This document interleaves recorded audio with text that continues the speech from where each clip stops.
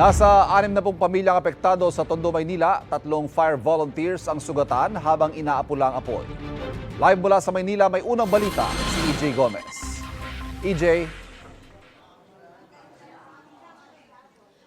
Ivan, pasado alas 10 ng gabi nang sumiklab ang sunog at tumupok sa hindi bababa sa 20 bahay dito sa panulukan ng Juan Luna at Coral Street na sakop ng Barangay 58, Tondo, Maynila.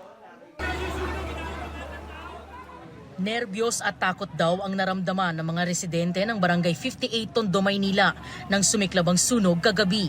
May nagpuputukan pang mga linya ng kuryente noong kasagsagan ng sunog. Niliyab na siya dito, as in liyab na liyab siya. Makikita mo talaga yung liwanag dito pa lang po kami paglabas. Then kaya nataranta na talaga kami lahat dito. Lalo na yung mga kaibigan namin dyan, yung mga kakilala namin dyan. Kawawa naman. Nung tinignan ko, nung lumabas ako, nakita ko na po pumuputok na yung kuryente. Katabing bahay lang po namin yan . Pangalawang beses na po yan . Pero nung una, nadilaan lang po yung likuran namin. Eto, talagang totally, wala na po talaga . Aabot sa 6 na po ang apektadong pamilya na halos wala raw nasalbang mga gamit. So wala po talaga kayo na isalba? Wala po. Sarili, ito lang po, isot. Wala na po iba.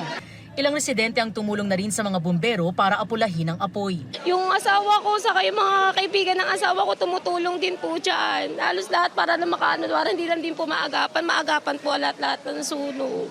Pahirapan daw sa BFP ang pag-apula sa sunog. Karamihan kasi ng mga kabahayan sa lugar ay gawa sa light materials kaya mabilis na kumalat ang apoy. Dahil nga doon sa makitid ng kalsada, iskinita, yung mga truck natin hindi agad makapasok. So yung water supply medyo napuputol. Mahigit 40 fire trucks ang rumisponde sa sunog na umabot sa second alarm. Naapula ito matapos ang mahigit 3 oras. Walang naitalang nasawi. 3 fire volunteers ang nagtamo ng injuries, kabilang ang isa na natusok ng pako noong kasagsagan ng sunog.